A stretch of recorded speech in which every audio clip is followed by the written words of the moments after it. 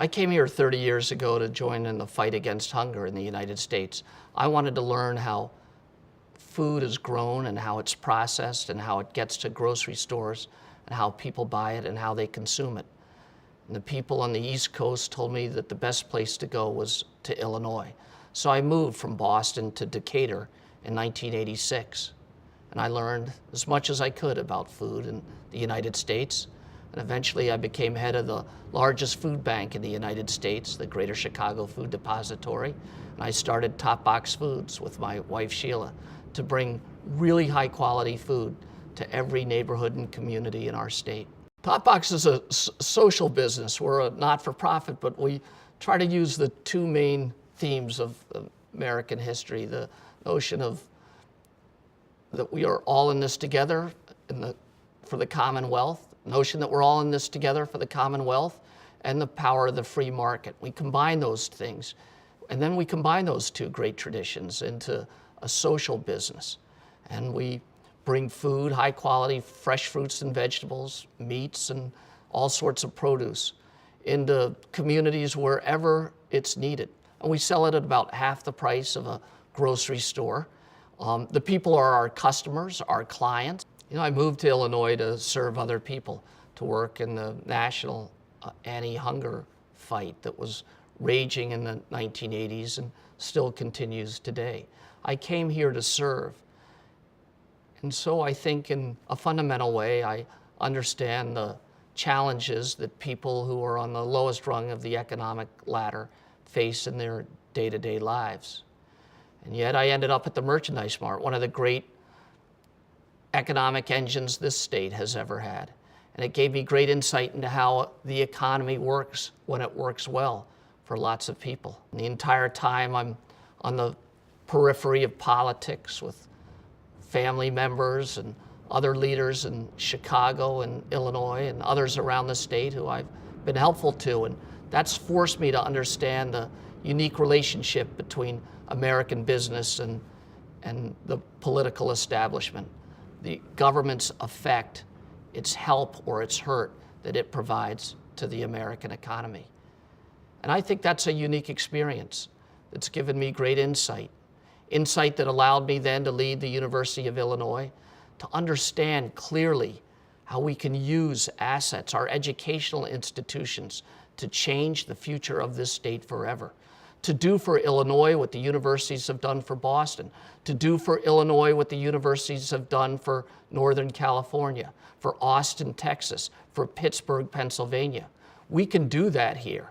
In fact, we have better assets, better universities to begin with than any of those places ever had. The entire time I'm on the periphery of politics with family members and other leaders in Chicago and Illinois and others around the state who I've been helpful to. And that's forced me to understand the unique relationship between American business and the political establishment. I guess I've seen from so many different vantage points the potential of the state, what could happen if everything worked out the way it should, how the unique combination of universities and people and the lakefront and major cities and enormous agricultural assets can be combined. And then I see the failing of the government and this notion that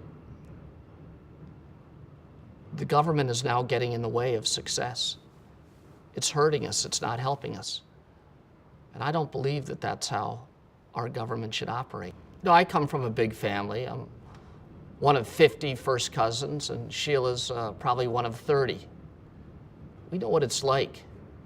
There are great high achievers and incredible personalities, but there are other people who struggle. We want every single one of the members of our family to know that they're entitled to be part of our family, that they can count on us, that no matter what happens, they'll always be part of our family where they can be taken care of, embraced, welcomed back, welcomed home. I think somewhere in there's a parable for our country where we should see each other not simply as fellow countrymen and women, not simply as citizens of America, but as family members of a great big American family where we all take care of each other no matter what happens. I know this is doable. I know that we can do it. I've been here for 30 years. I know what the agricultural sector can do because I worked at ADM. I know what the tourism sector can do because I was chairman of the Convention Bureau. I know what the economic future of the state can be because I ran one of the great economic engines, the Merchandise Mart. In taxes, and the wealthiest end up paying way too little. From here, the system got worse. In poorer communities, which lack a substantial tax base, the local assessor is aware that the school is struggling and the government is barely treading water. So he or she, the local assessor, works hard to assess every property as fully and highly as they can. This is often amplified by the fact that most people in these less wealthy communities can't afford to hire a lawyer to defend themselves and fight back. Soon, almost every property in lower income communities are all over-assessed. The system starts off flawed, and it gets worse, as I've described, and then it gets co-opted by the rich, and finally corrupted by the insiders. After the assessments become so inaccurate that there is no standard by which to judge them, then the rule of law breaks down. And soon we are living in some form of perverse Darwinian society in which only the wealthy thrive. This is where the wealthy, with access to lawyers and with help from big donations to electeds, step in and get the values of their properties reduced. Then a fourth phase develops in which the wealthy and connected are no longer the ones initiating the appeals, but instead a racket develops. Properties receive outlandish first-pass estimates from the assessor's office, and then property owners are barraged by a pile of solicitation letters from lawyers offering to work for free to reduce their taxes. They offer to work like a speculator, only getting paid if they win. But I assure you, these property tax appeals lawyers are not going to take a huge risk with their own precious time. They give donations to the assessor's campaign. And when they can't give any more, they give to the assessor's ward organization. And when they can't give any more there, then they give to the county party which the assessor may control. And magically, more than 60% of the time, they win their appeals and they get paid. Now in this scenario, if we cut out the middleman and just wrote the checks directly to the assessor after receiving the threatening overassessment, then that would be called extortion, and it would be illegal. By introducing the middleman, in this case the property tax appeals lawyer, the system's protected.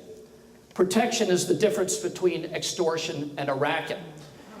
If this was the 1950s and we were forced to pay protection money to one set of goons to keep another from taking a beating, from giving us a beating, then they would call that a racket and someone would stop it. Now in the future in Illinois, it doesn't have to be like this. We can abandon the racket and return to the rule of law. We can fund schools fairly and we can cut property taxes for the poor and the middle class, forcing the rich to pay no more than their fair share. Some will scoff, some will say it can't be done. I say it must be done for our children and for our children's children. It's been done in every other state that we in Illinois want to be like, and if they can do it in their states, we can do it in ours.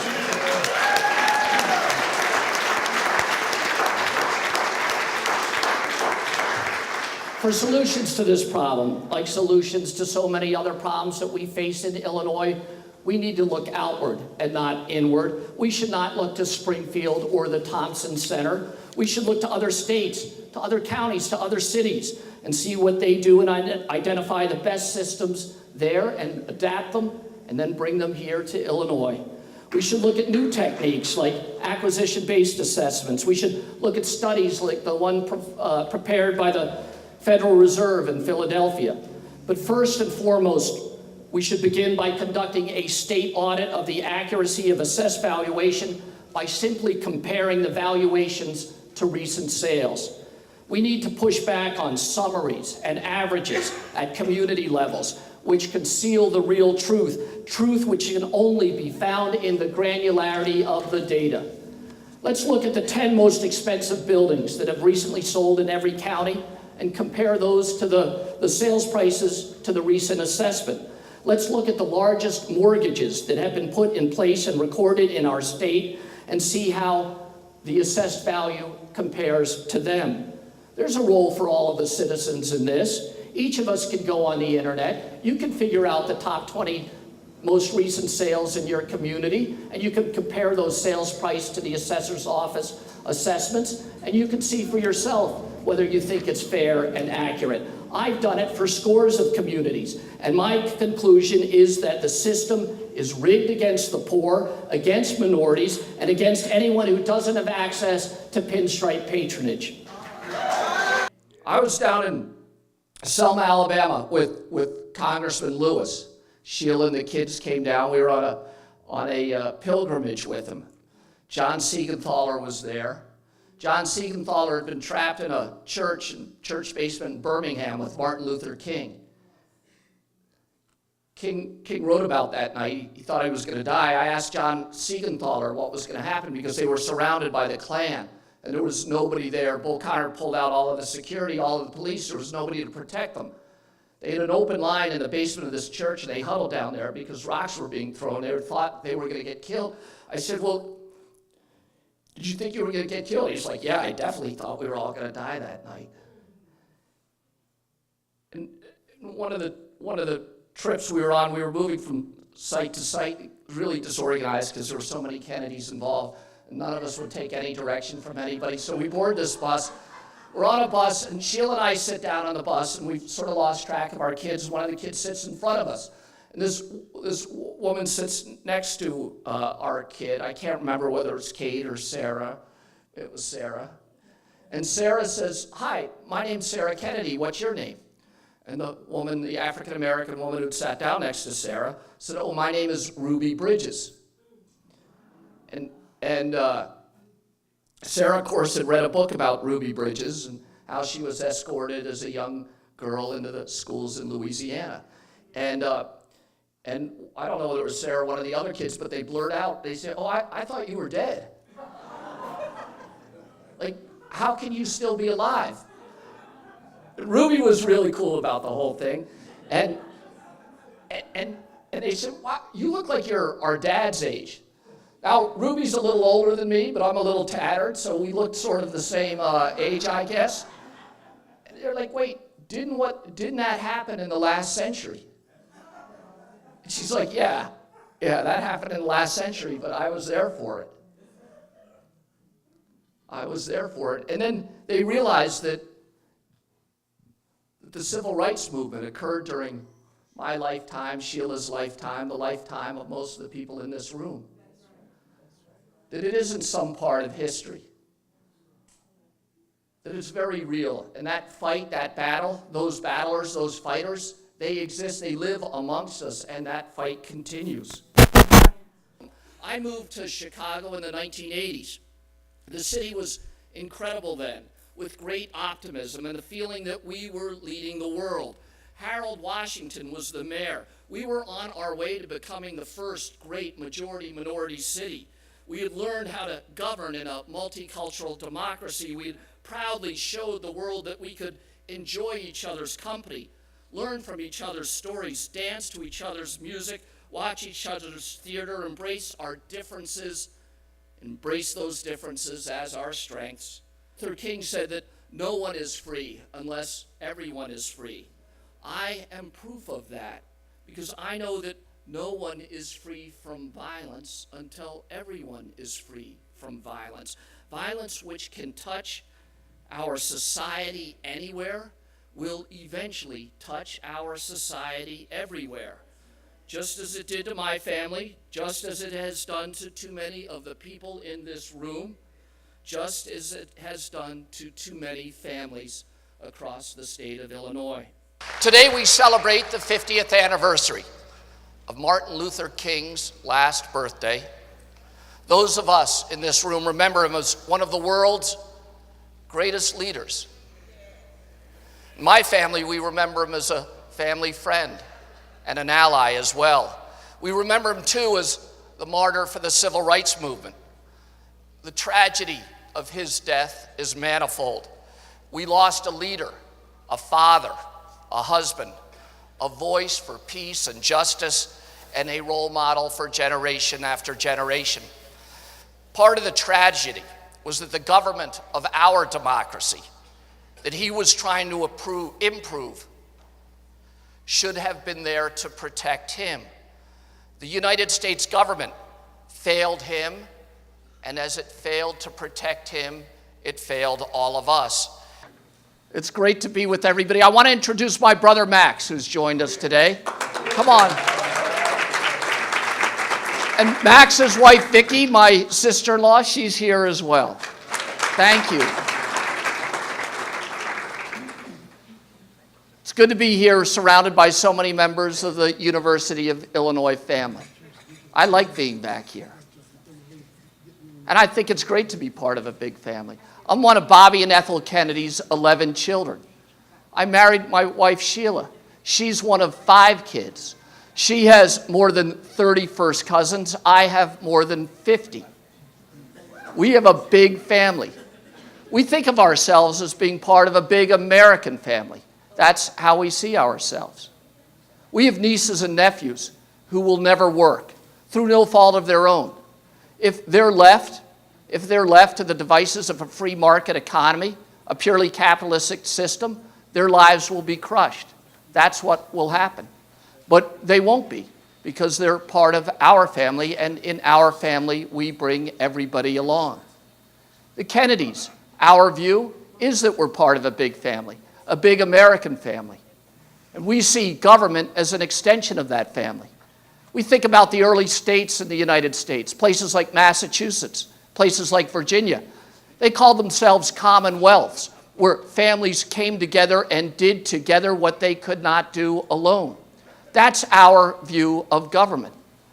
That view of government, it's getting too narrow now. Too few people maintain it. Congressman Davis, he's worked with 4 members of my family closely.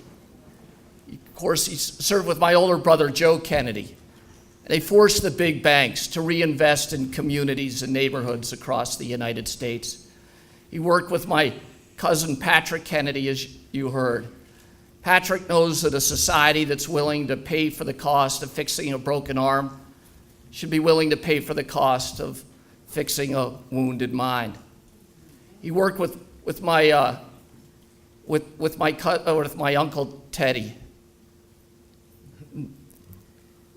Congressman Davis, he pioneered the notion of federally qualified health centers. And today, they exist all over the United States because of the work that pioneered here in Chicago, and the benefits of the work in Chicago spread across the entire United States. He pushed me when I was the chairman of the board of the University of Illinois to reinvest in the FQHC Miles Square. And we created a state-of-the-art facility that's the nicest in the country. Because he believed, I believe, that no matter where you live, you should have access to great health care. Congressman pushed me, as the chairman of the University of Illinois, to make UIC a Hispanic serving institution. And yet at the same time, he pushed us to ensure that more and more African Americans from Chicago Public Schools would enroll at UIC, Urbana, and Springfield. He said that wasn't enough, that the diversity of the flagship university of this state mattered to everyone, that the university should look like the state it was meant to serve.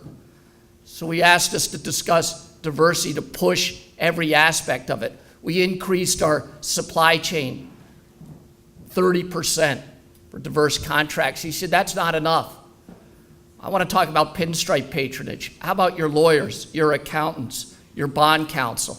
Every aspect of the university needs to be more diverse. How about your senior leadership team? How about your chancellors, your provosts? How about the faculty themselves, the tenure track faculty and the non-tenure track faculty? How about the graduate students? How about the pipeline of future leaders? I want to see what you're doing on all of those aspects. And he pushed us to make us better, more diverse, more reflective of the state, more reflective of this city. He made us better. And I looked up to him for doing that. He said to me when we were talking, he said, your father, your uncle, they were willing to send federal troops to improve the educational opportunities for people of color in the United States. How far will you go? I said, I'll go that far. He said, your father stood up to the President of the United States, ran against Lyndon Johnson, who was sending primarily people of color to fight the wrong war in Southeast Asia. My father ran against the establishment. He said, how far are you willing to go? Are you willing to take on the establishment? I said, yes, I am. Congressman Davis's endorsement, it means a lot to me.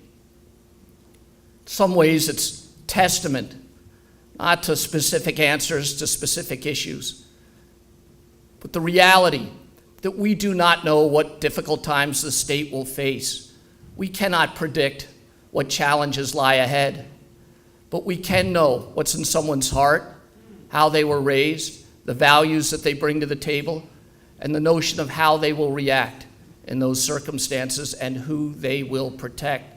Congressman and I have talked about the notion of Catholic social justice, that in every challenge there needs to be multiple options, that one of those options is always going to be the beneficial option for the poor. And that is the option that our faith demands that we choose. His endorsement is more than just testament. It's a covenant, because I know if I don't do the things as governor that I promised the congressman and his allies that I would do, that the congressman will stand up to me, report to all of you, and hold me to the promises that I've made. And that gives me strength, and for that I thank him.